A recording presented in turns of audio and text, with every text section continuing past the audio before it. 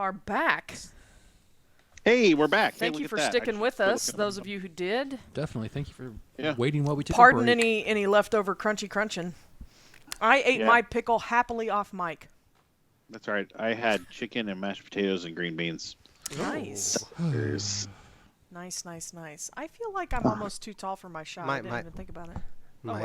My jealousy knows no bounds right now. Goodness. What did we have for dinner? You had a burger. A pickle? I had a slice of wickle. Is that what they're called? Wickles? Wickles. Wicked pickles? Wicked pickles. This is good. I've been on a weird pickle craze lately. But anyway, Jewell Rumtree also loves pickles. Makes her own. Mama taught her in Savannah, Georgia. Grows her own cucumbers. They're going to have some really pickled pickles when you get back. Well, Claudius eats them like candy. Claudius. That is not how I say his name. You can be jealous. Claudius. Claudius. Do you call him, Claudius is a weather forecast. Shut your mouth. Do you call him Cloudy? No. For short? I call him Claudius. His mother calls him Claude, but he doesn't like it, so we avoid it. Cloudy with a chance of insanity should be our name of Claudius. this episode. Well, he's a psychologist at heart, so he'll be fine. Can he fix that? Can he fix sanity? Like if I call him, can he fix my sanity? Yes, over time. A long time. Oh, great. Years. So the rest of us have to go to the insanitarium. We married till death do us part. The rest of us have to go to the sanitarium. Regardless of whether or not we live together. In the 20s, it would have been a sanitarium? Is that the correct term for a it? sanatorium. Sanatorium. You get to go live with your husband, who's a psychologist. Yeah. How it goes. Okay, Claudius so let's and talk about your time on the Aquitania. I am loving living in the lap of luxury. Wow, I almost couldn't say that, even as it was coming out of my mouth. It has been some time since I have enjoyed such luxurious accommodations. Are the four of you being social with the other people on the boat? I to some degree. I'm going to be, because that's just Absolutely, yes. my nature as a private eye. I want to get a feel for the land, get to know people. Find new clients. Possibly. Work the room. Yeah, I might frequent the lounge area. The ship does also have a library. I can go to a library at home. Sure. I'm just letting you know. I'm describing the ship. Oh, okay. I think Aaron is going to... We take our Chthonian-bound manuscripts and trot into the library and like, hey. Look what we have. You want to lose your mind?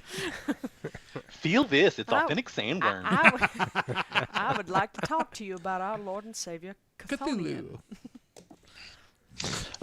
So you guys spend 6 days on the ship.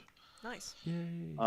During that time, it's 3 square meals a day, really good food. They, I don't know what would be fancy for the time, but it is real fancy, like beef Wellington every night, I guess. I don't know. I'm not fancy now, let alone in the 1920s, but it is really top-of-the-line food. Caviar, champagne. Yes. Only the best of the Beefeater gin. Nice. Since it's, an English ship. Oh, that's a dry martini. I need all of you to roll luck. Oh, no. Oh, man, I love hearing that. Oh. Luck, huh? Are you sure you don't have your luck and sanity swapped, David? Yes, my luck is an 80. My sanity is a 70. Oh my gosh. Forget it. You're a disgusting. Forget about it.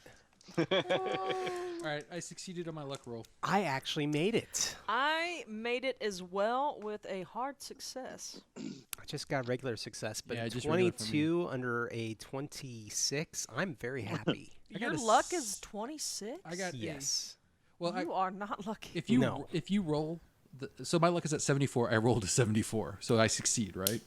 Yeah. Okay. Because it's at or below, is it not, Keeper? That's correct. Cool. That is correct. I rolled a 34 under 70. Nice. Actually, it was a 30. Well, I'll say 34. Good It says dice. 4 now. Your dice are behaving tonight. Well, I told you when I was trying to roll to up my scores, I rolled a 7, a 10, and an 18.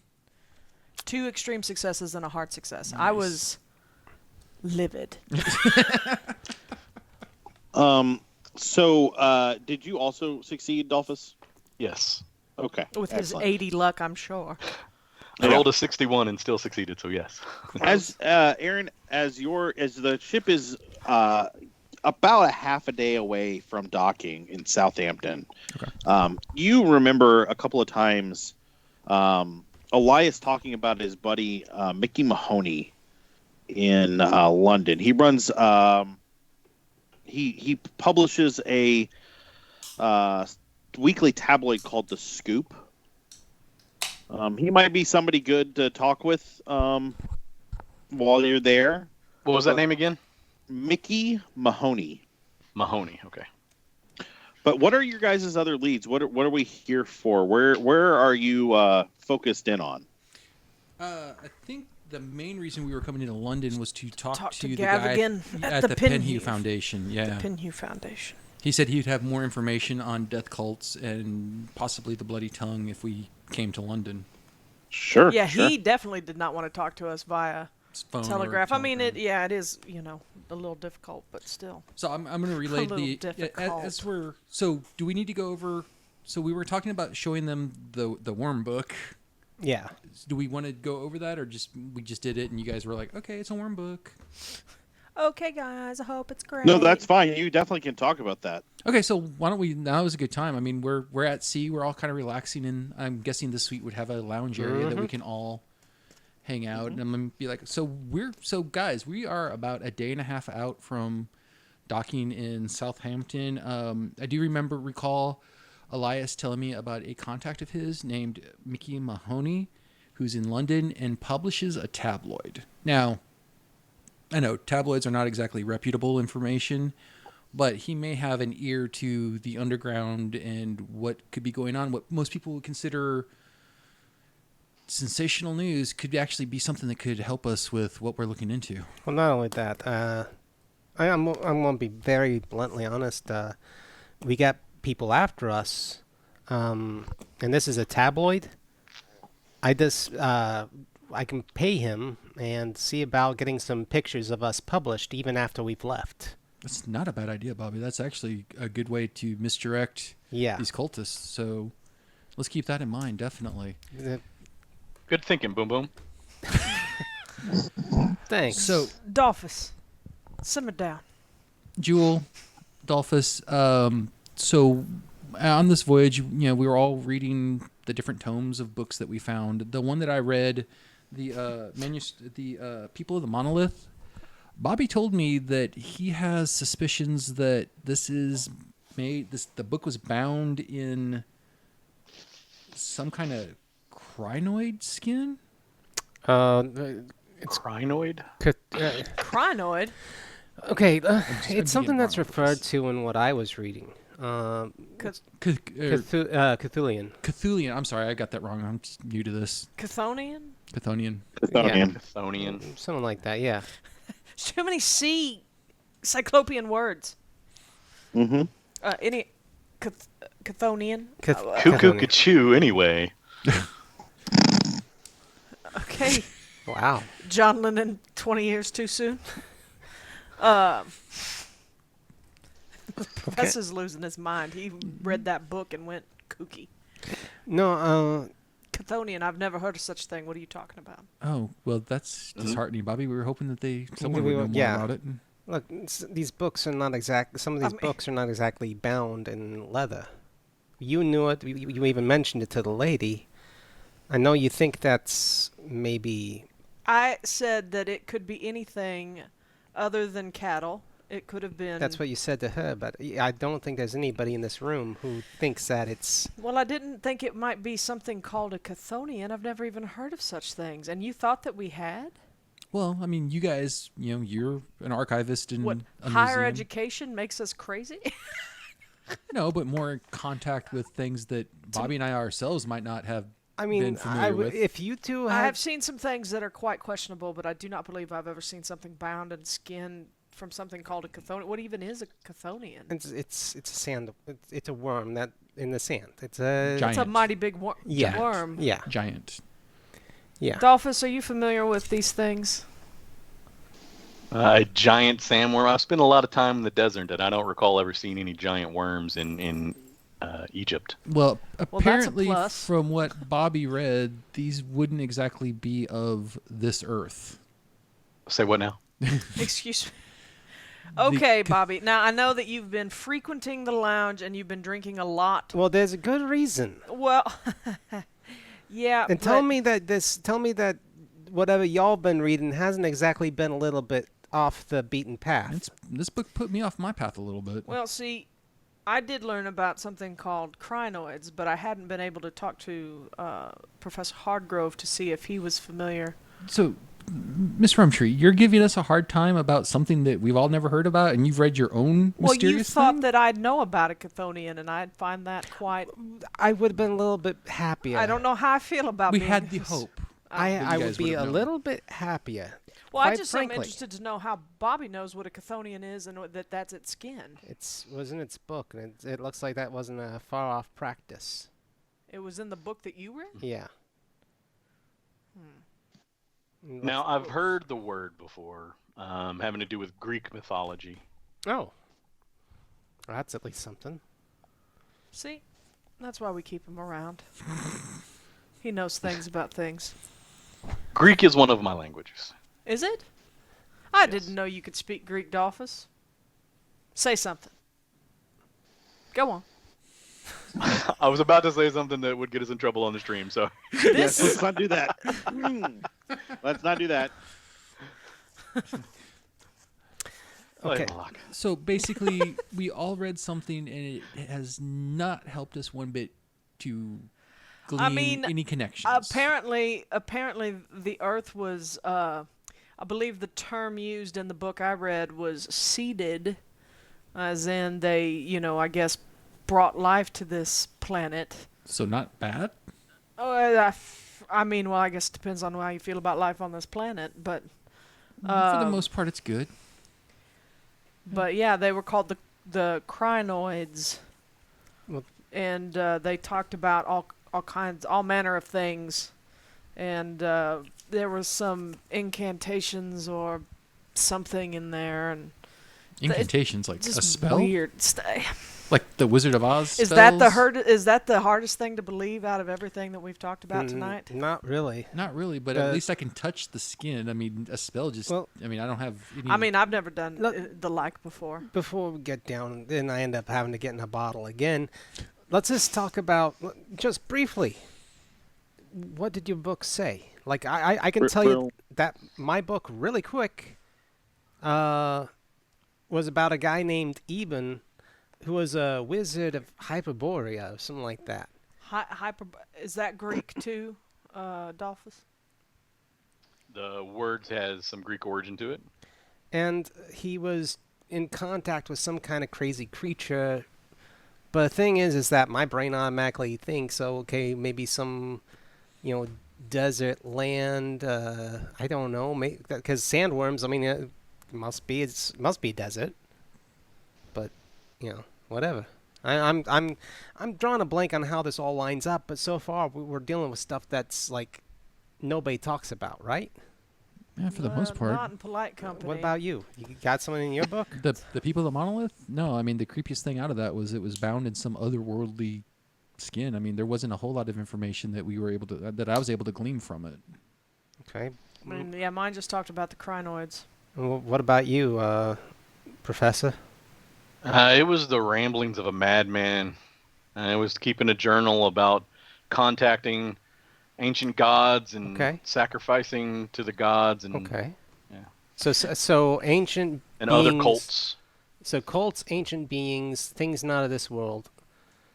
So we got that. We got different countries with different cults contacting ancient beings. So this maybe there's some parallels here that we need to start paying attention to. So, invasions of the crinoids. Sorry about that. That's my cat Neo. So, are we saying that Jackson was... He wants to be on stream. Yeah, it's fine. Are we saying that Jackson was onto a real honest to God, well, apocalyptic. That's what I was going to say, Dalphus, is how can you say it was, I mean, it may have been the ramblings of a madman, but all of these sound like potential ramblings of a madman. And they all talk about weird ancient beings and you can say gods, essentially, that, I mean, even the crinoids, even if they were just... if they're the origin of life on this planet, then they would equate to some type of god by our definition. Every dime store book that talks about these things, they're always about end of the world kind of thing, right? I mean, that's the bread and butter, right? I mean, the only experience I have with wizard and magic was when I read Frank Brom's The Wizard of Oz, and there wasn't exactly end of the world synopsis there. I mean, there was magic. I mean, but that was, in the end, it was just all smoke and mirrors. Well, we've got the pieces. We're going someplace. Maybe whoever we're going to go talk to can help us line some of them up, right? The Penhew Foundation should help us. Yeah. And then Mickey should be able to give us some information on potentially any cult happenings that are in London. How long has he been in the tabloid business? I just remember that Elias had mentioned him one time, that he was a contact in London of his, and that even though he ran a tabloid, he usually has ear to good information. Because I'm like, I wonder if he might have known about the party when they came in. They were all big names. He might have more information on that. Maybe tell us some of the places they went. Yeah, I'm hoping whoever at the Penhew Foundation would have more information on that, considering, their benefactor and leader disappeared on this quest. They might be interested in helping us research more into it. I am going to say, at the same time, I'm not going to be at all surprised if they're a little bit like the Juju house. The Penhew Foundation? I don't. That situation with the Juju house was more than I can. I'm still of a mind that we don't need to talk about what happened there. I don't think we need to worry about that It burned. because the information on Sir Aubrey Penhew, I mean, he was up and up. I mean, he was very legitimate. He was well known. Okay. I don't think he would have necessarily been involved in dark manifestations of some elder god. I didn't think we were going to find that in that. I was going to say, well, what do we expect to find at the Penhew Foundation? I'm hoping for more information, or at least... I mean, after we've learned all this, I don't know if they're going to have anything on Chthonians and Crinoids and I think we might people of the monolith. We may keep that more to ourselves until we get a better feel on what they're willing to believe or know. I mean, I was willing to say a whole lot in front of Erica Carlyle, but we needed her help, and she has seen some things. I think when we go to the Penhew Foundation, we keep it to the minimum of what we told Erica. We tell her, we use Bobby's social connections hopefully to get us in if they don't let us in right away. This is a different world. Different world, but you know how to navigate your ways through the high muckety mucks of the world. Relatively, but this is... in the way that we kind of put it, this is old money versus new money, and we're going to a place where I'm considered new money. It's true. But I think whoever we talk to at the Penhew Foundation, we let them know that we have evidence that the expedition survived, and they may be more willing, once we show them our proof, to give us information we may or may not have. I mean, we won't know until we talk to them. I'm completely ready for that. No, let's get whatever we can. And then I think once we have our information, I think we will start heading to Africa. Yeah. Unless we want to go to Australia first and talk about death cults of the Caribbean. Or Polynesian death cults. I'm saving Australia for when I really want to disappear. I will say that I do think death cult, talking to Anthony Cowles, he'd probably still have some good information. I can't imagine that death cults would be too wacky or too differentiated. I mean, wacky, sure, but too differentiated between one regional location and another. I mean, they may have different rituals, of course, but a death cult is a death cult. Is a death cult. They have the same kind of goal. Could you not, cat on my table? But yeah. So I do believe that Dr. Cowles would be would be a worthy visit. Okay. Well, that could. I get the feeling that we may be on a time limit, and a side trip to Australia may be way outside of that time limit that we have. I don't know. I get a feeling like there's a clock ticking. Okay, but like I said, I'm saving Australia for when we just decide to disappear. I'm with you on that. Like if we hit a point where we know somebody and something's coming after us and we got to get out of town, longboat to Australia, to a place that, you know, I from what I understand, it's really kind of hard to sneak up on you in a country where you don't have, you know, a whole lot of big cities, and I'm going to stick to a big city, if you know what I'm saying. Yeah, I agree. So, anyway, that's just me. Well, I think then we know what we're going to do in London. We're going to go to the Penhew Foundation. We're going to go talk to Mickey and maybe lay down a few false trails so the cultists don't necessarily know where we're going next. Exactly. Yeah, sounds fine to me. All right. Sorry, I'm whispering to the GM, so he's probably reading. No, that's good information. So you guys spend the 6 days. Sorry, hold on. You spend the 6 days on the ship. You arrive at Southampton. Bobby, do you arrange transportation? Do you get a car? Do you have someone drive you into London? Southampton is nowadays is about an hour south of London. Yeah. Well, I'll arrange us, you know, a ride there somehow. Now I've got a different Beatles song. And then I'll do the driving, considering, you know, I used to drive all around Europe during the war, so I kind of know the customs and which side of the road. On the other side of the road. On. Yeah. Okay. So you guys arrive. What kind of hotel are we staying at? Great, really nice, kind of midline. I'm thinking, considering the cultists know that we may have the means, maybe we stay midline. Yeah. Something not too fancy, but not exactly a flop house either. Yeah, but maybe a little bit off the beaten path. Rooms on the same floor. Bed and breakfast.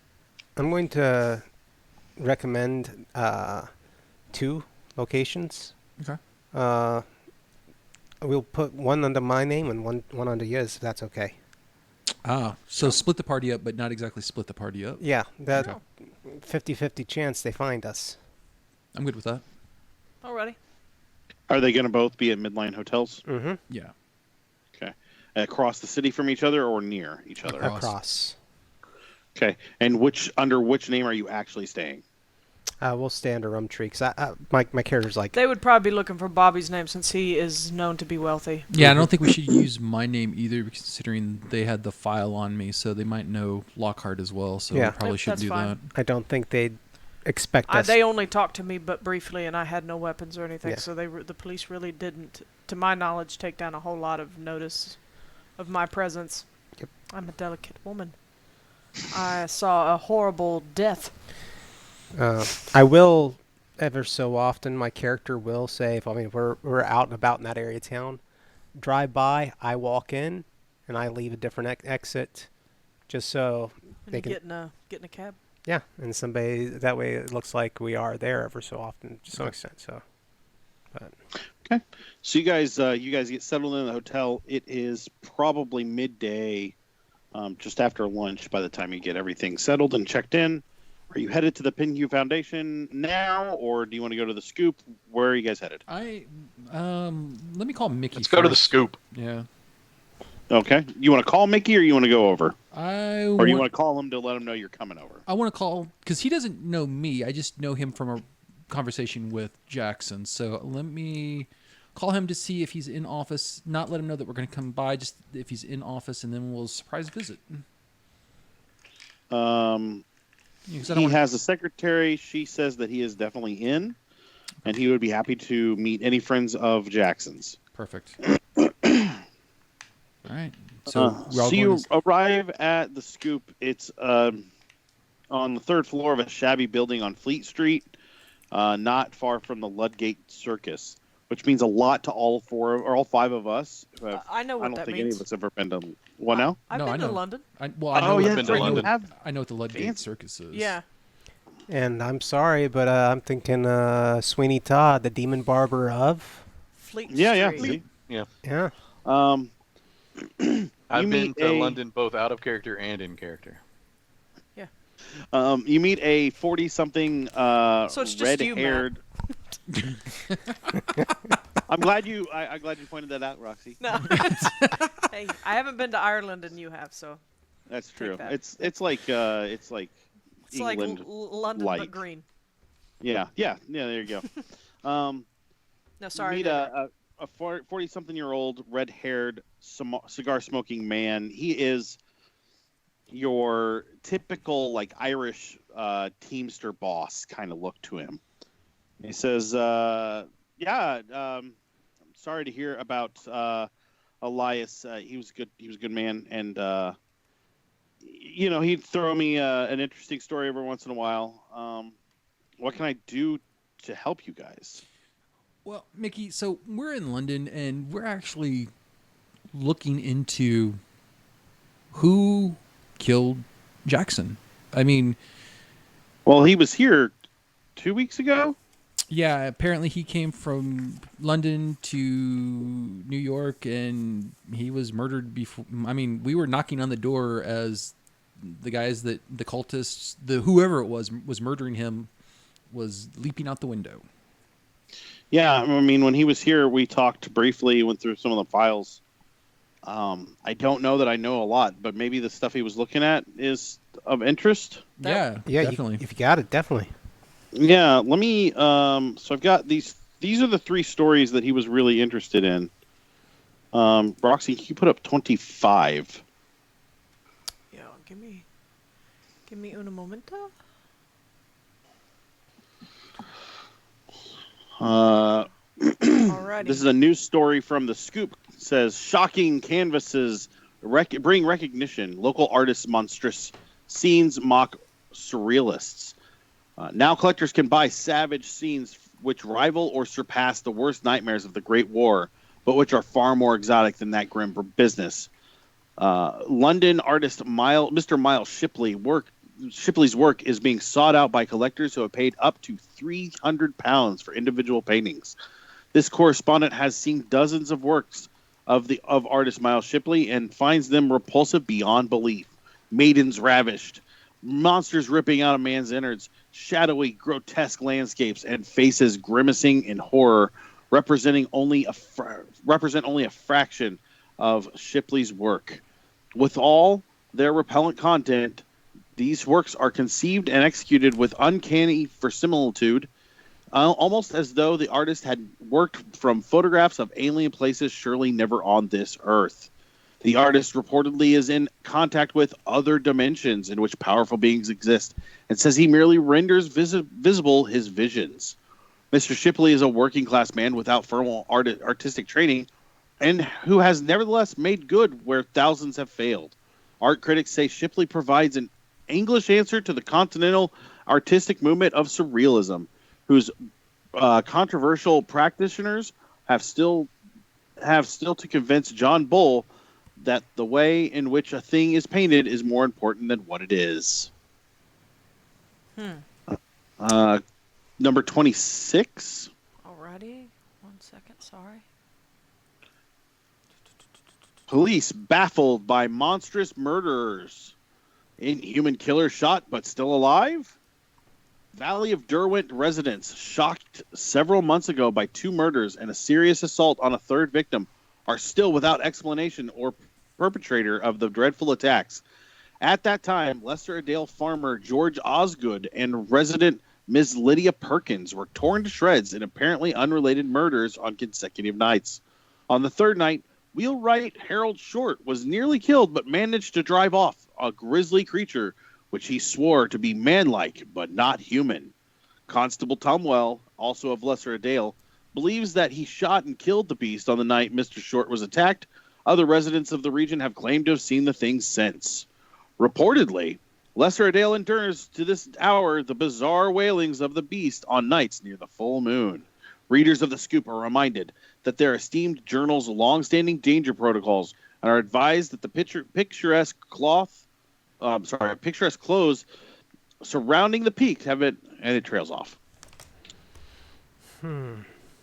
And then the third one, I think you've got that prep for 26? 27. Sorry. Slaughter continues. Scoop offers reward. An unidentified foreigner was found floating in the Thames this Tuesday, the 24th, in the victim in a series of bizarre slayings.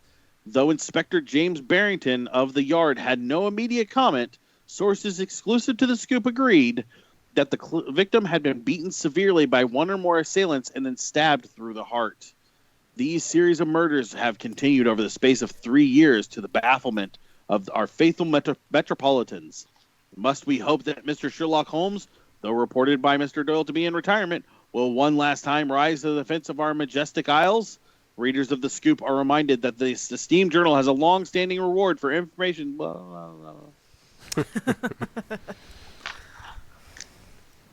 Interesting. And let's see, how many murders was that? So it's just been several murders over the last 3 years.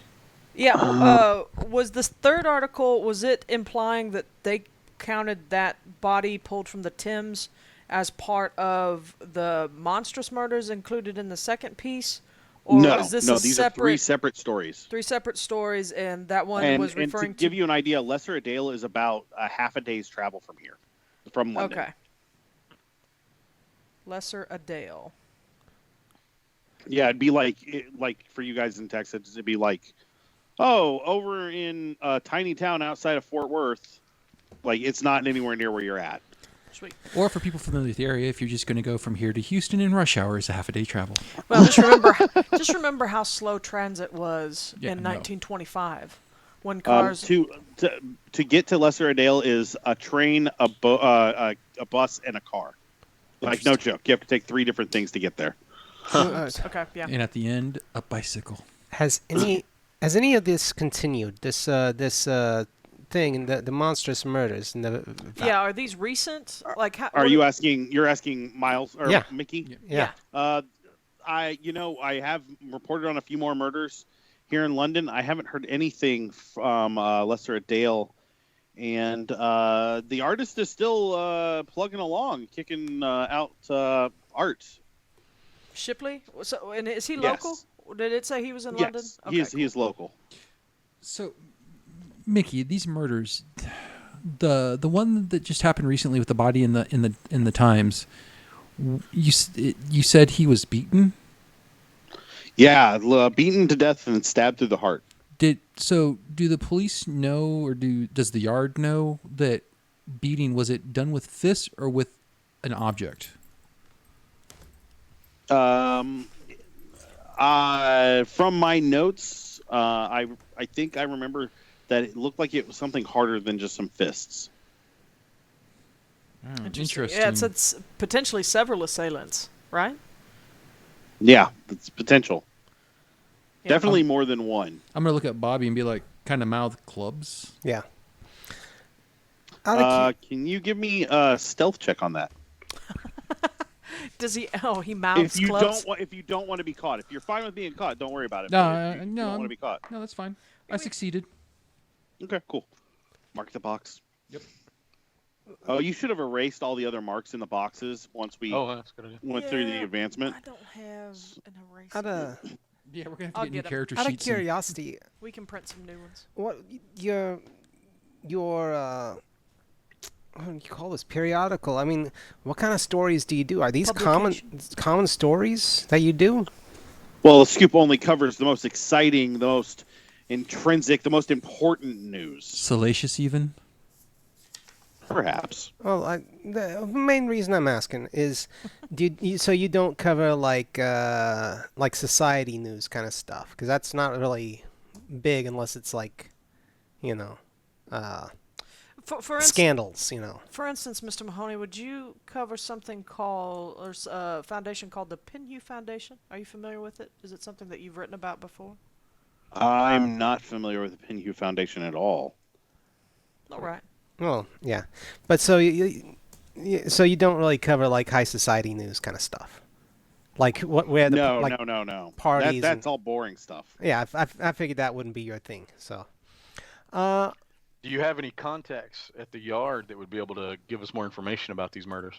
Yeah, I could get you in touch with the yard. Let me see where my list of people are. Hold on, I'm sorry. In the news article, that was James Barrington. Which news article? For the third one, for the murders. Yes, I can get you in touch with Inspector Barrington. And then if we want to look into the murders, the attacks in Lesser Edel, we would talk to Constable Tunwell. Yeah, honestly, I'm not familiar with Constable Tunwell. That was written by someone else who sent it in. Okay. Lesser Edel's some distance from here. So, I mean, these are all past stories. I mean, these aren't recent publications, correct, Mickey? When he was here 2 weeks ago, they were within the last month. Is there any new strange goings on around London? Something that you haven't published? You can look through our files if you'd like. No, I'm more interested in something that you found too strange or too odd to publish. For instance, if Jackson showed up today, would there be anything that you might show him? Well, Jackson has a good eye for what he considers strange. So when he flips through things, he picks out what he likes. Oh, okay. I've never had quite that eye. Okay, I see. I don't mind taking a look. You want to? Yeah, we can spend some time flipping through things and see if we can. Yeah, scrounge if you don't mind, Mickey. It would be much appreciated. No. Go right ahead. If it's going to help lead to you figuring out what happened to Jackson, I'd be happy to help. Great. Cool. All right. So is this like in crime procedurals where we're delivered bankers' boxes full of files? This is the montage scene. Yeah. Now I will say that when Jackson was here, he did promise a story about a cult operating in London. And then it might even be well connected. I'll tell you this. I never got the story, but I would love to have that. I'd be willing to pay you guys up to £15 if you could get me that story. £15 is still actually quite a bit of money. Like it's nothing that's to sneeze at. $30. Well, yeah, in today's standard. Yeah, but it would have been probably pretty hefty then. No, Mickey, I tell you what. If we find out anything, we will definitely give you the story.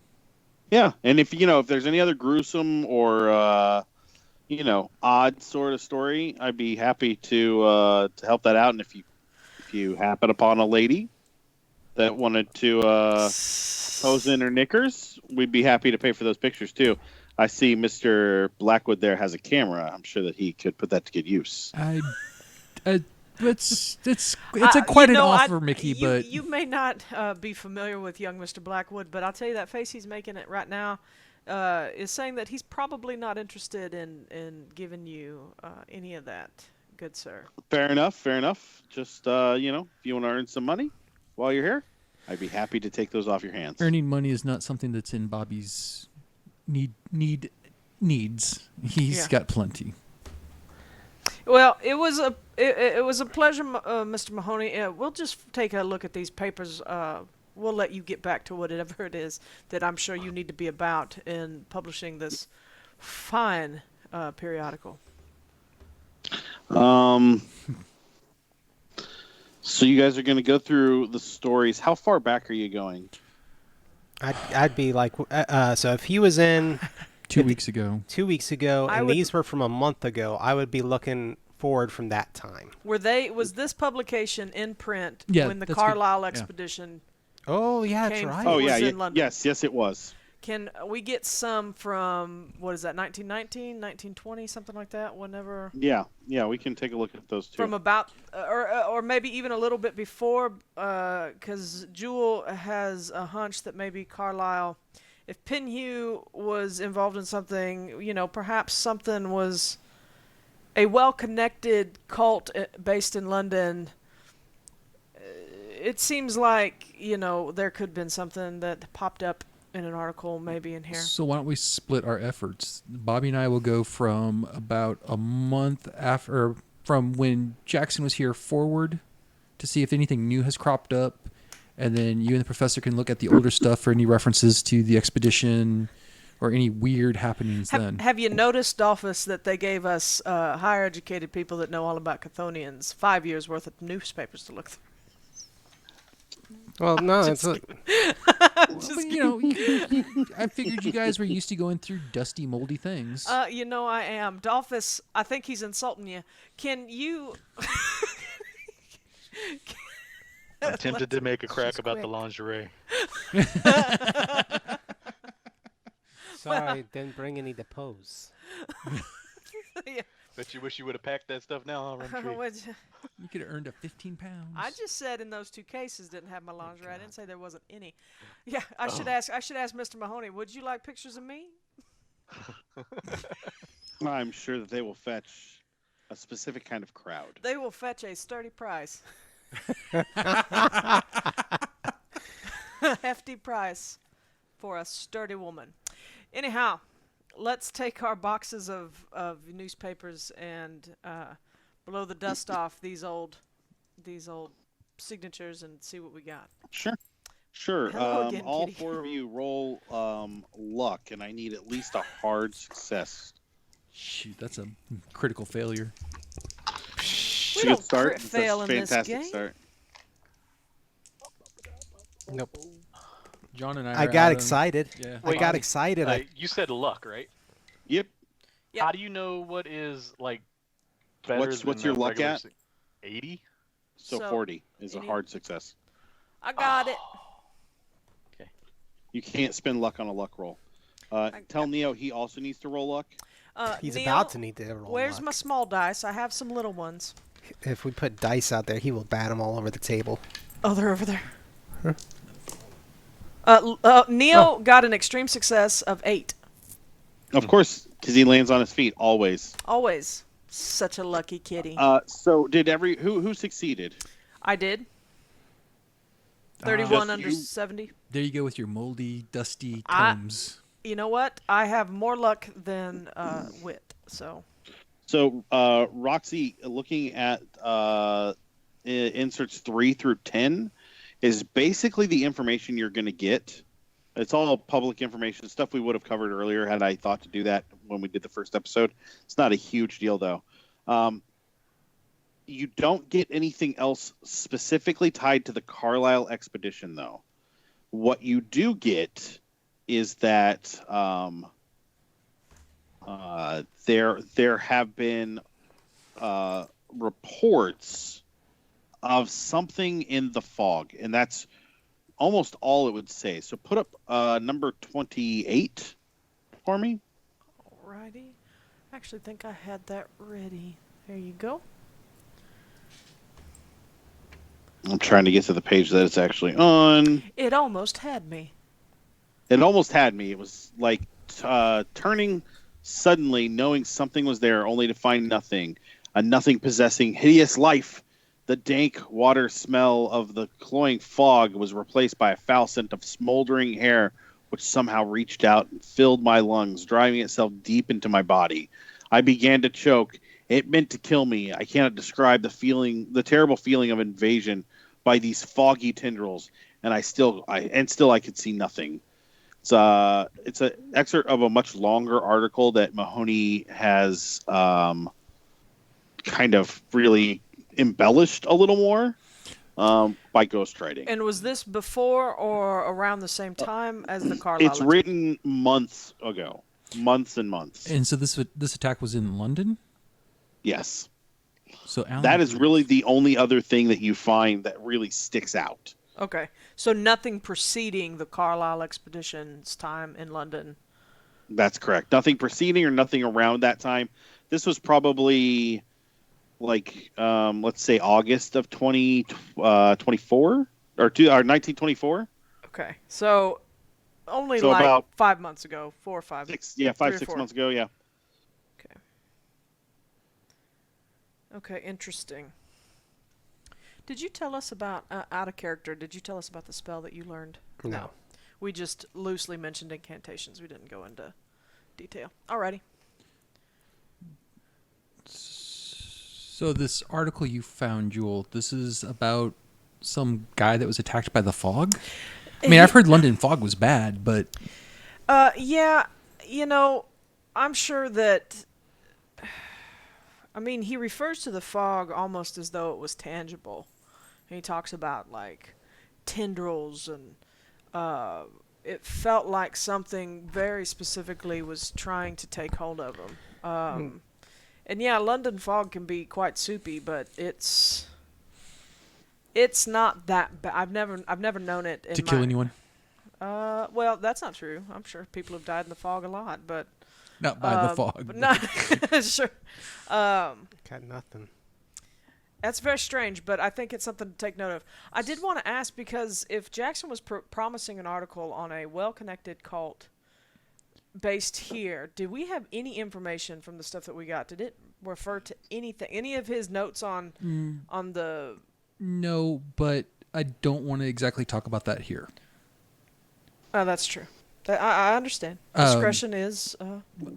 I'm thinking that the cult that he was going to say was operating in London is the same cult that we may have run into in New York, but let's just leave it at that for right now. Bobby, before we go, do you want to ask Mickey that, or do you want to save that for later? I don't think that we're his cup of tea. All right. Okay, so you guys spend a couple of hours there. By the time you're done, it is dinner time. Shops are or like businesses are closing. What do you guys want to do? Anybody know a good place to eat around here? I'm sure we can find something. I mean, fish and chip shops are probably we all could over just the place. stop at a Chippy and grab something and go on up to our room. Yeah, when I was here during the war, they used to do some really nice mashed peas with the fish and chips. That does sound delightful. It's 1925. I haven't had a McDonald's hamburger yet. Mashed peas still sound delightful. Yeah. No. That's a no from Bobby. Hey, at this So point, you- people were still doing gelatin mold food. Ugh. Not yet. I think that came in the 50s. 50s, 60s, yeah. Gelatin mold hasn't happened yet. Okay. So clear Jell-O. you guys grab dinner and then head back to the hotel? Yeah, I think so. I don't know if it's improper or not. Not that I'd care, but if y'all want to come back to my room, we can eat dinner in there. I don't mind. I'm a stranger in a foreign land. What can I say? That works. I don't particularly care what the wait staff has to say about me. I don't think the waitstaff's going to care one way or the other. That's why we're off the So- beaten path. The night goes by relatively uneventful. Okay. You guys get up the next morning. Are you going to stop by the other hotel and have Bobby go in? And I would think so. Yeah. Okay. That works. So, Bobby, you're just going to go in, make it look like you go to the room and leave, or are you actually going to the room? I'll go up to the desk. I'll ask if there were any messages for me, if anybody came by looking for me. Did you leave this information on where you were staying with people at home? I hadn't thought about that, but I think my character would have. Okay, it's fine. You have a couple of messages, one from the family lawyer just about moving some money around, just normal business stuff that you would expect to get, stuff that you usually ignore because they're not necessarily asking you what you want to do, but they're more telling you what's going on.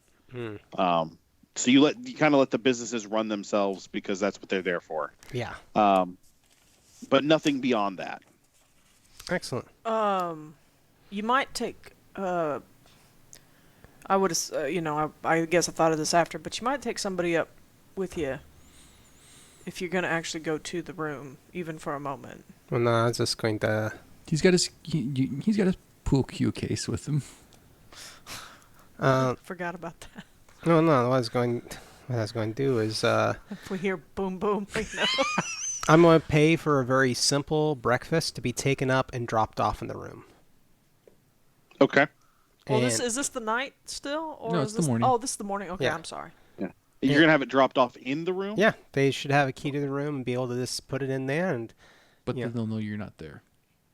the wait staff will drop it off, and other people will think that I'm there because there's going to be food there. And also at the same time, if the wait staff goes in and finds the room's been ransacked or something else, we'll find out about it that way. Good idea. That's great. I like how Bobby is searching by proxy. I don't trust anybody at this point. I am my insanity is getting pretty low. No, it's Lol. good. And then you head out the back and meet the car around the corner. Yeah. Okay. All right, and then you guys are off to the Penhue Foundation. Do we want to do that today? Yeah, let's go ahead and hit up the Penhue Foundation. Let's go ahead and do it. I do think at some Oh, point. what about going to the police station first? Yeah, that actually, I'm okay with that. We talking about Scotland Yard, whatever the guy's Yeah, name have- was. they We have- had a contact there, right? Well, that was for the murders that have been happening. That Is was in something- Lesser Adele. No, that was the murder in the Yeah. Thames Oh, was here. Tumble. Yeah. And there's been Yeah. a series But of that murders was over when the 3 Tumble years. or whatever his name James is. Barrington, Tumwell. but is he? Is that Oh, someone we James need to talk to yet? Yeah, I think we're going to really put some suspicion on us showing up and asking about it. What if we went to do libraries keep records of the papers? Yeah. Like the London Times, the legitimate press. the legitimate press. Yeah, That's not a bad something idea. that's Yeah. Not the fake news. Yeah, I would like again to be looking for things even preceding the Carlyle expedition's arrival in London. Okay, then let's find a library and search till about lunch, and then we'll go to the Penhue Foundation After? after. I don't want to Sounds waste the good to whole day me. in the library. It's Is not that a what waste. you guys are doing? Yeah, that sounds fine. It's not Okay. a waste. Investigating What are Lockhart. you guys? Are you guys armed going to the library? I guess the better question is, what is your default state? I am armed. So yeah, I am have. discreetly armed. I am discreetly armed as well, I mean, I've got a concealed holster in my and brass knucks in my clutch. ditto. Okay. I don't have the clutch, You have but clutch. I don't have the clutch, but I've got the brass knuckles on me too. Van, that clutch complements your suit and tie eyes. so nicely, Mr. Lockhart. I will forgive your quote about what you had to say about the library. I probably have my case with me, but more than anything, I think I'm going to be snapping a lot of photographs. Oh yeah, Okay. he's Boom Boom the tourist. I'm sorry, Bobby. It was just funny the way that he said it. I should let it go. more like click click boom boom, right? Oh! Click click boom boom. That's your new name. I mean, either way, it's kind of fits. Oh. Also, Shotgun Blackwood would be a good name too. That is a good name. That's when we do our Weird West campaign. He'll be Shotgun yeah, Blackwood. yeah. It'll be like his great uncle or something. He'll be a sheriff of the town or something. Trying to think Okay. of something witty with splatter. You ready, in it, but, Matt? you know, Ready for that, Matt? I can't I'm think of it. Sheriff Shotgun Blackwood. That's right. Welcome to Deadwood. That's right. Welcome to the place of your death. Go on. So, off to the library. Okay. All four of you are going to the library. Or did some of you want to go Yes. to the police? No, I think you were right about the if we go to the police right now, it's going to raise some suspicions. Yeah. And I'm going to be especially leery about going to the police, considering knowing that New York was corrupted more so than normal. Yeah. Okay. Nah, but I'll probably not be going into the library. I will be outside, out front, literally just He's walking around taking Snapping pictures. pictures of the architecture. I mean, London is beautiful, Bobby. You could take some really nice shots around here, and if you see anybody in red robes, you might snap a portrait Well, or two. that or anybody paying a whole lot of attention to us yet. Sure. So I am going to do my It could be a tripod case for his camera. That Too actually, late. yeah, it's Too too late. It's a late. pool cue. Too late. Dang it! He could set up on the street and be like, "Hey, I'm taking pictures for." I'm going to. 5 cents. I'm not going to feel real comfortable with Bobby out there by himself. That's fine. You want to hover by the door with a newspaper? Yeah, I'm gonna do my whole detective sleuthing, skulking, Ba-dum, hiding in plain sight kind of Ba-dum. thing, ba-dum. Just and just keep an eye on Bobby and anybody coming in and out of the library. I can get a more There you discreet go. look at them. you can see if anybody follows us in. Yeah. Okay. So, Professor and Mrs. Rumtree, I need you both to roll library use rolls. Library sir. use. Which dice are going to do good for me at this time? And Bobby and Aaron, I need you two to roll spot hidden. Ooh. Extreme success. Oh, extreme success. I got a 6 under 50. Wow. Oh, you did better than me. I So failed two my extreme spot hidden. successes. I succeeded with a standard success. I've got 75 and I rolled a 90. So, Rumtree and Hardgrove, you spend multiple hours going through the archives. You find the same stories about the Carlyle expedition. You do see some stories about bodies found in the Thames with similar murder details. The stab through the heart is a big thing that comes up several times over a 3-year period. Okay. What else are you looking for? Again, and I don't know if I'm being too vague or if I need to be being more specific, and I'm not sure if I can. But honestly, Jewell is very interested to know if there was anything about maybe archaeology digs or any kind of findings, because it was rumored that Carlyle was looking for like Solomon's treasure and stuff like that. And so I didn't know if or anything like mentioned, which I know this is 1925. There's not going to be like a keyword search or anything like that. But she'd be looking out specifically for anything talking about the Penhew Foundation, Egypt, or even Africa, and digs, and anything that she thinks might have caught Roger Carlyle's eye or Aubrey Penhew that might have encouraged this their expedition to happen in the first place. So what you get back, or what you find, actually, and this is the two of you, is that there are several news stories in high society noting that the Penhew Foundation has taken ownership of the entire Penhew estate. There was no one else to leave it to.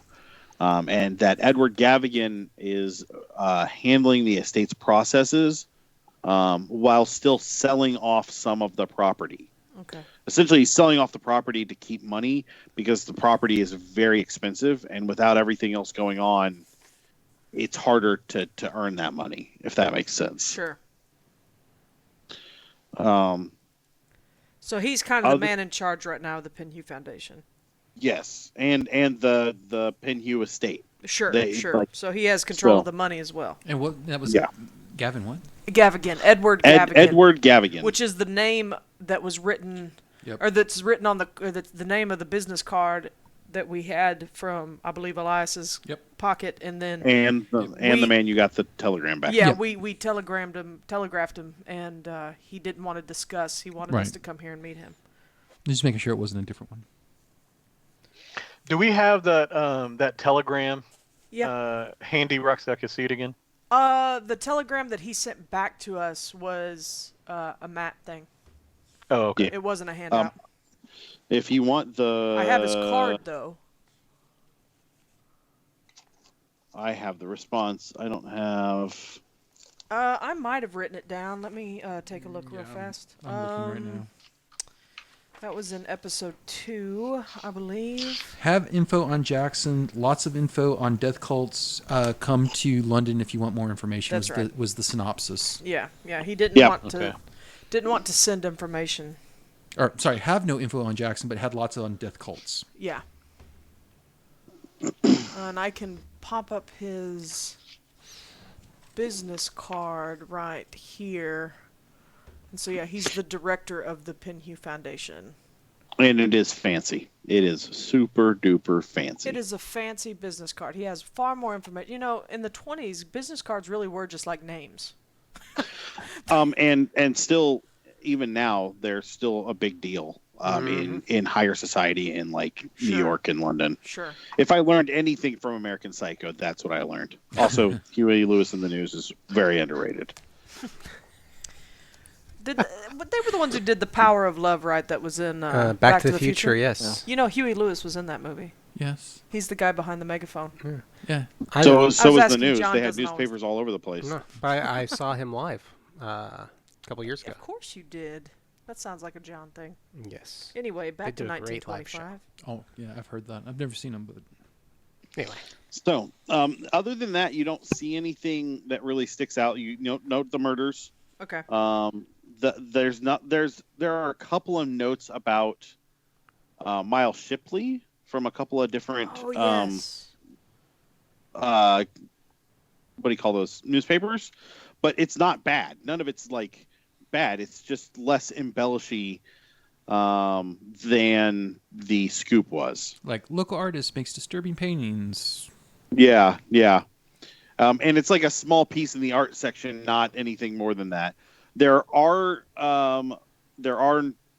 notes, or there are stories from Lester Dale, but they're almost exactly what you got out of the scoop. Okay. Less of the it was some sort of monster thing, and more of there were savage murders kind of thing. So the supernatural and the weird stuff is played down in the stories you're reading instead of played up like it was with the scoop. If Dalphus and I are at all in the same area, when I would be reading about the murders and the bodies pulled from the Thames, I would probably scribble a little note next to my other notes and kind of tap on the paper so he could see. And the notes would be something like, especially around the stab through the heart, about questioning if it's like maybe a ritual sacrifice or something. That seems very... You both could roll occult. Okay. I could roll occult. Ah, yes. I'm having a good night. I got a hard success. I got 13 under 40. Keep those Okay. dice. I got 18 under 50. Nice. Okay. Don't forget to mark those boxes. Did indeed. This does sound like potentially some sort of ritualistic murder. The beatings, not so much, but the knife into the heart.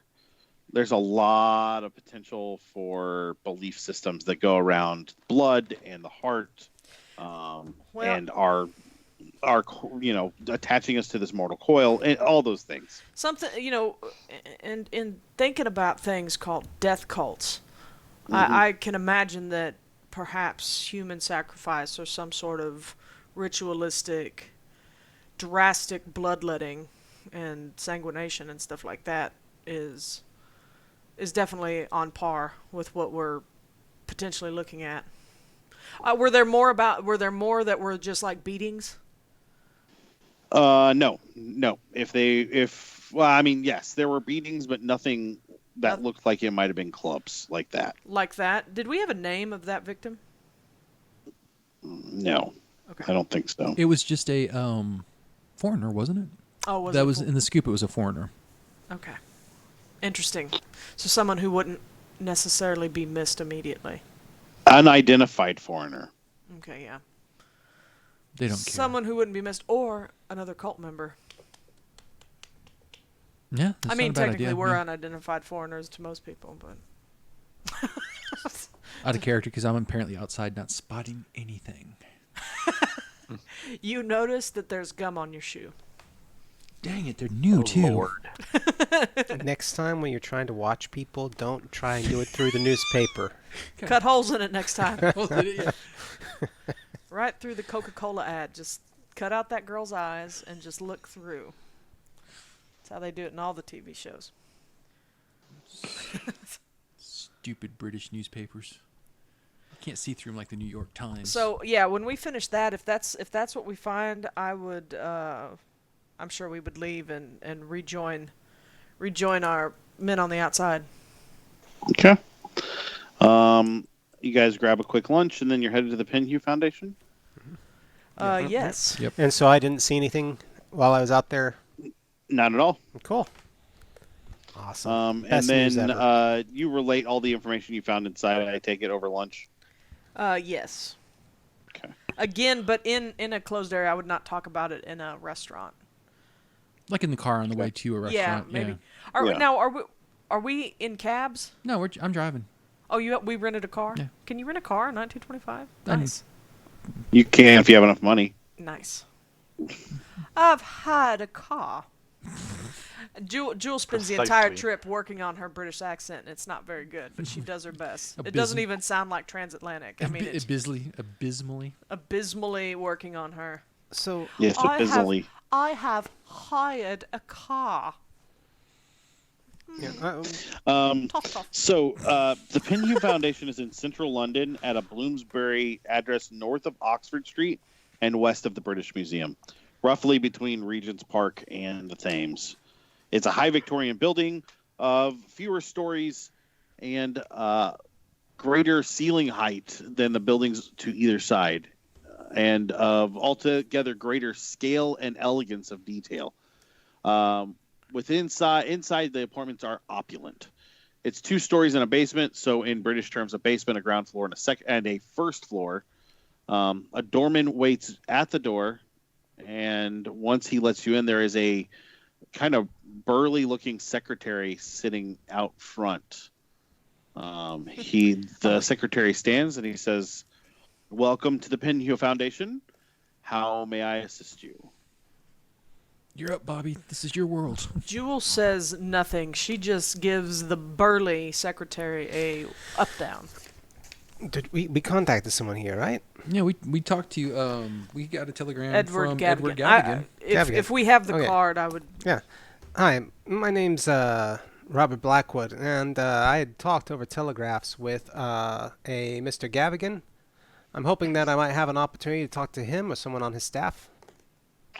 And what would this be in relation to?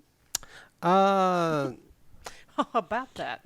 This is in relation to a couple investigations we're looking into, possibly also tied to a group known as the Carlyle Expedition. Okay. Let me see if he's available, and I'll be happy to see what can happen. Please have a seat and relax. There is a small sitting area. Mm-hmm. And I'll pass him one of my business cards. Okay. Take back there to him. He disappears down the hall. As he leaves, the doorman comes inside and stands at the door. Oh, they're trusting. Well, I can imagine. I read some things. Well, and looking around, I need Hardgrove and Rumtree to roll archaeology. Ooh, I'm not an archaeologist, boss. Oh, wait, I am. 36. That's going to be hard success. I was just a museum curator.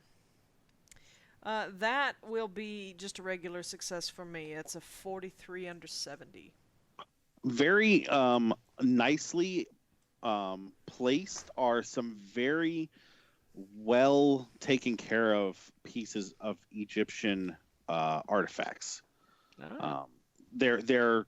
The walls are not cluttered. This place has a lot of just wide open walls where a piece has been hung or is on a shelf or sitting on the floor because of its height. And there's only maybe 3 or 4 of them in this room, in like kind of the entry room, but they are very specifically placed to give the room an aesthetic and not make it feel overwhelming and heavy. They're very good pieces. They range from the 3rd dynasty to the 5th dynasty. I think there's a 5th dynasty. I'm pretty sure there's a 5th dynasty. Anyway, they're all old. They're all probably taken from tombs or other excavations. The value of the 4 pieces in the room is probably several times what you make in a year, Professor. Okay. Easily. Because of their condition, as long as they are as authentic as they look, there's a lot of money in this room. So the fact that the doorman came inside is not necessarily out of the question. Any writing or hieroglyphs or anything that we can identify? Yes, you have hieroglyphs that you can read. Yes. Okay. Yes, there's some pieces. They're just general, what you would expect. These aren't any particular note other than they are nice pieces that look like they've been well taken care of. There's nothing written in Arabic anywhere, is there? No. Okay, cool. After a few minutes have passed, the gentleman comes back and addresses Bobby. And he says, Mr. Gavigan is slightly busy. He will be able to see you for a short while, but he does ask that you keep your meeting as short as possible, and we can always reschedule another one if we don't cover everything today. Sure. I mean, we've only just arrived, and We appreciate the opportunity. Thank you very much. Yes. So come on back, and he motions for the four of you to follow him. Gavigan is an intelligent and polished man in his 50s. He is superbly dressed, and he greets you in an office that is magnificently paneled. He wears a wristwatch, which is a relatively new thing for men. Most men, probably all three of you, have pocket watches. Wristwatches are a brand new fashion choice. Mr. Fancy. don't say that out loud, Aaron. No, Are you impressed, Oh yeah, no, my character is just like. Mr. Blackwood? His office is large enough that it has kind of a small conference table in it, as well as his desk, some filing cabinets, and a few other what you would expect in an office. And he motions for you, the four of you, to join him at the conference table. And he sits down and he says, so tell me, you had questions about the Carlyle expedition. I don't have a ton of time today, but whatever we don't answer today or don't talk about today, I'd be happy to get you on a schedule for tomorrow or later this week. Well, Mr. Gavigan, I don't know if you remember. My name is Aaron Lockhart, and I sent you a telegram just a couple of weeks ago in regards Yes, to... about the writer Elias. Yes. And death cults? Yes. Okay. We have found that his death and the death cults that he was investigating may be linked to the Carlyle expedition, and in fact, we actually have evidence that shows that some of the members of that expedition are still alive. Interesting. I have heard rumors, but I think it was mostly from Carlyle's sister, Erin, I think. Yes. We've actually... Erica. Do you correct him? I'm not. I do. Okay, that's fine. It's a question. Yeah, no, yes. I don't do it rudely. I'm like, oh yes, Erica. Okay. Yes, you're correct, Mr. Rumtree. Erica Carlyle. We spoke with her. She was convinced, I don't remember quite why, but she was convinced that her brother was still alive. And frankly, if I had lost my brother in such a way, I might also hold on to such things. Sure. I'm going to reach into like a attaché case and pull out the evidence we have that shows that members of the expedition could possibly still alive based on when the picture was taken. Jewell looks noticeably uncomfortable. He takes and actually a look may at... even go, and then put her hand down. This is interesting. Definitely something to investigate, and that is what the four of you are doing here in London? Correct. Excellent. Yeah, I haven't heard anything. I'm sure that if you are headed to Kenya, I don't have a lot of contacts there, but I'm sure I could find some people to help you out while you're there. If Sir Aubrey is alive, I would like to have him back. I think that the Pinho Foundation runs better with him here, and he is missed. But it has been several years. I would think if he was still alive, he'd be back by now. Is there like an insight roll? You can roll psychology. Oh, God, I suck at that. Mr. Gavigan, No. First let me say, that's quite an impressive collection you have outside. Oh, thank you. Very You impressed. actually, now that you're sitting here, you see some other pieces. There are several of them, not as nice, but as rare or rarer. They're just not great for display because they're broken or chipped or, something that makes them less than ideal for display. Says, yes, we have quite a collection here. Typically what comes back from the digs gets cataloged and cleaned and where need be slightly recreated just enough so it's discernible. And then we donate or sell off our pieces as we can. To cover the cost of the expedition, but also to make sure that the pieces are in collections so that people can see them. And I'm led to believe by your correspondence that you're somewhat of an expert in the area of death cults. I wouldn't call myself an expert. I'm well read and I have others on my staff and friends that I could talk to and get that information if you were looking for more. I believe that was at least my purpose in coming here, was to see what information we could glean. Looking around, do I see anything that looks even remotely like the symbol that was carved in Jackson Elias's forehead? Give me a spot hidden. Yeah, me too. Sure. And do you have any knowledge of any death cults that may actually be operating currently here in London? Can I push? No, I'm sorry. Can I push my luck? Or can I? You sure Can I use 2 points of luck to?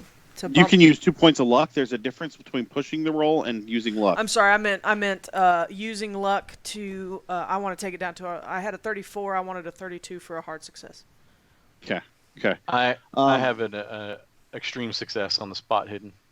Okay. So, what would lead you to believe there's a death cult here in London? Some things that we heard from the editor of The Scoop and some of the articles that we read. Jewell continues to look uncomfortable, exasperated and uncomfortable. I'm going to hold up my hand and be like, and also we ran into what we believe is a death cult operating in New York.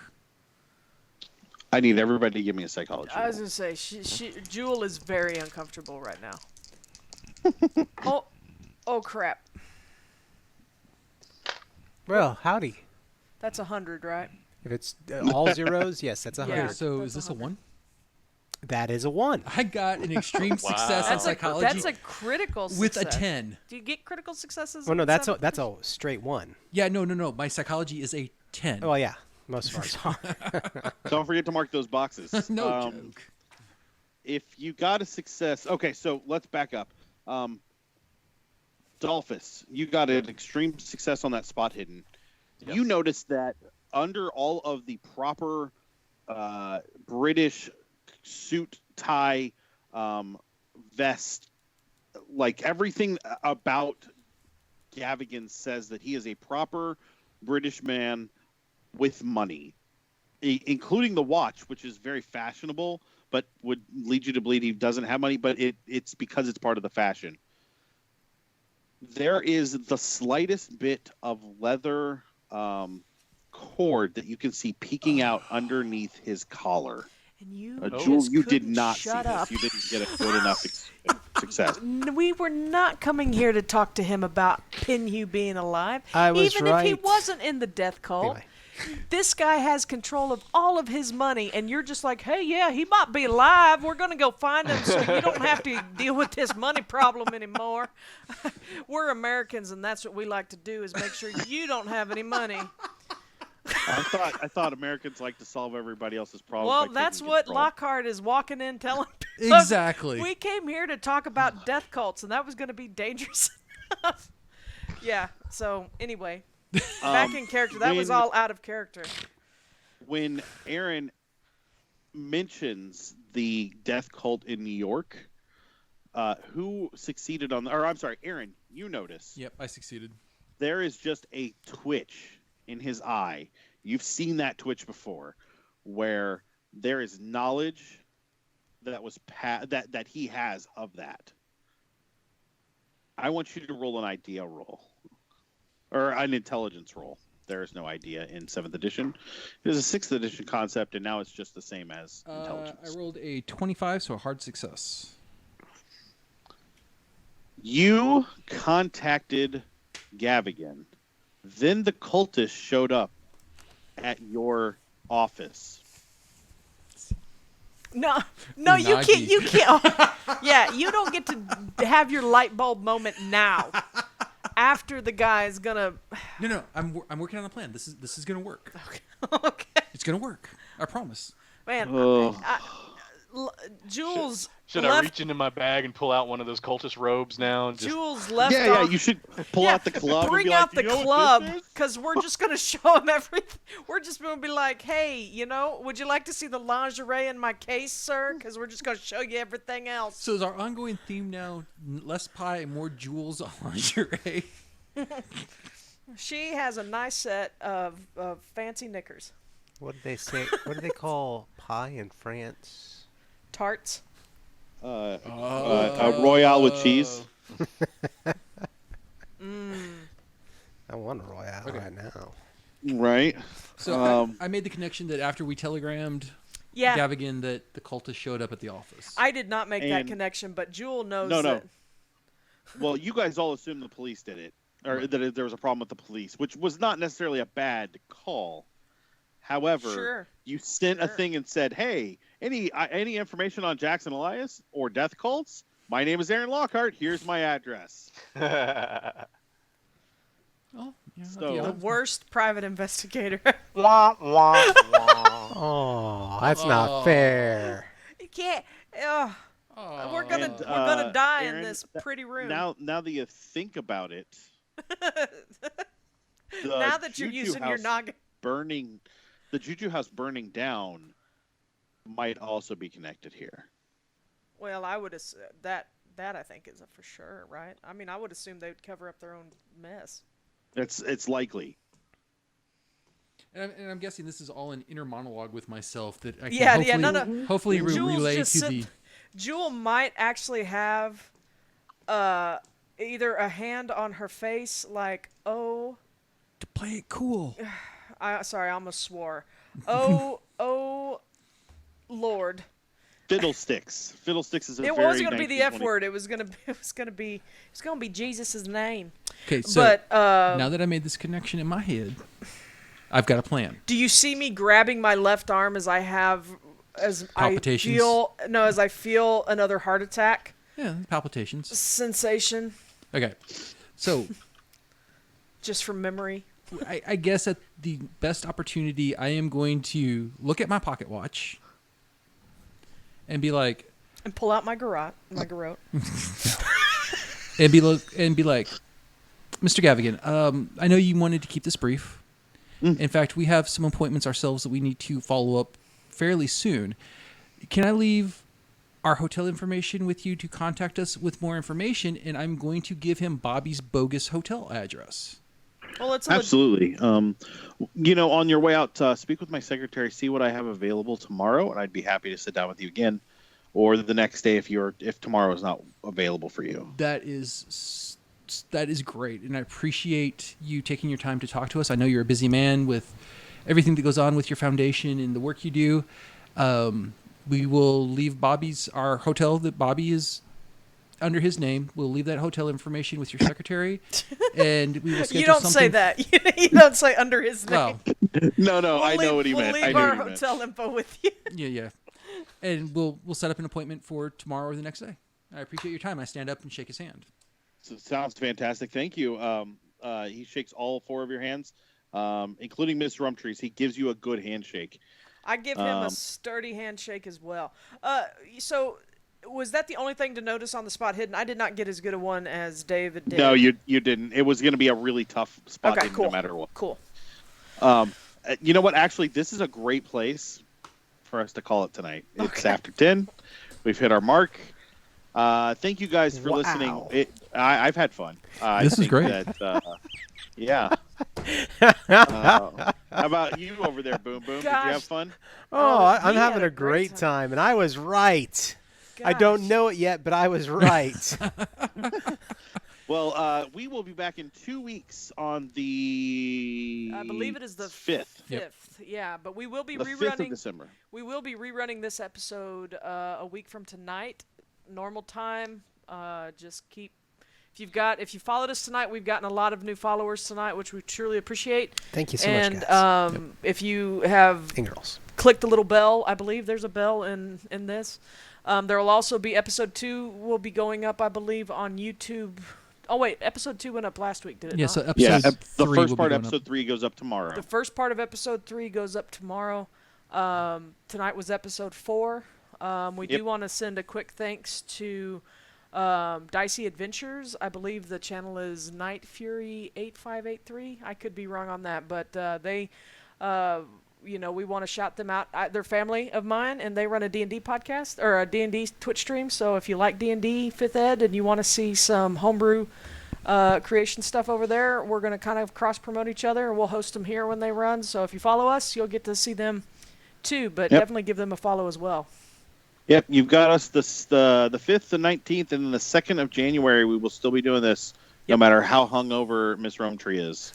Miss Rumtree is a diabetic and will not be drinking. So, thank you guys for showing up. We were really happy to have you in the chat. And, we'll see you guys in a couple of weeks. Yeah, thanks, y'all. Thank y'all so much. Thank you so Roll much. us out, Roxy.